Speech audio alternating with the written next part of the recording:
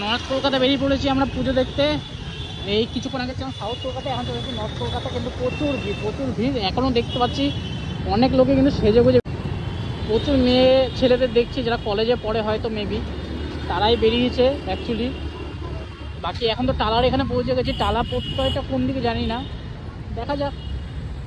সন্ধ্যের ভিউ বেশ ভালোই লাগে। এখন তো কোনো লাইটিং দেয়নি, এখানে কিন্তু লাইটিং দেওয়া দরকার ছিল। পুজোর টাইম চলে এই জায়গাটা যে গাড়ি থাকে তাহলে বেশি ভালো লাগে, নাহলে এমনি আদারওয়াইজ ভালোও লাগছে।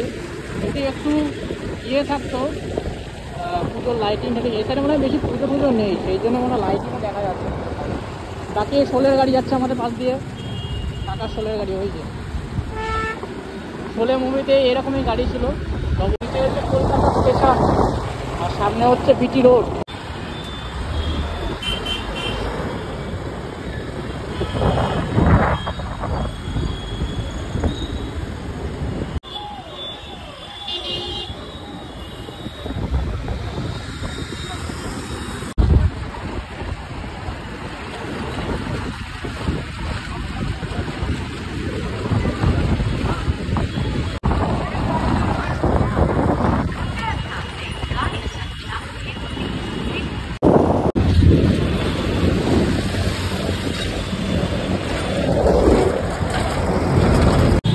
এখন পৌঁছে গেছি আমাস্ট্রিট সন্তোষ মিত্র স্কোয়ারের সামনে। আজকে পুজোটা দেখতে যাব, অনেকদিন ইচ্ছা ছিল সন্তোষ মিত্রতে কী থিম হচ্ছে সেটা দেখার, তাও কি পুজোটা শুরু হওয়ার আগে। কারণ কি পুজো শুরু হয়ে গেলে কিন্তু প্রচুর ভিড় হবে এখানে, প্রচুর ভিড়। সেই জন্য পৌঁছে গেছি আজকে। আর সামনেই দেখতে পাচ্ছি লাইটিংটা, কিন্তু আজকে বহুত জ্যাম রয়েছে। 6:30 বাজে ঘড়ি কাটায়, কিন্তু এখনও খুব জ্যাম রয়েছে।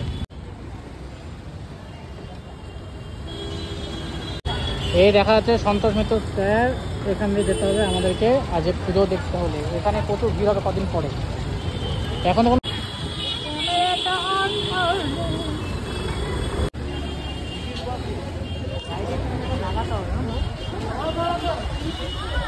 চলে এসেছি সন্তোষ মিত্র স্কোয়ার। সন্ধ্যে 6:35, এখন এই ভিড়। প্রচুর লোক কিন্তু এসেছে, কিন্তু মানে পুজো মনে হচ্ছে যেন আজকে থেকে শুরু হয়ে গেছে, এত লোকজন রয়েছে। দেখে বেশ সুন্দর লাগে। দেখো বা এটা কী যে বানিয়েছে কিছু বুঝতে পারছি না, কিন্তু আলাদা রকম লাগে দেখতে।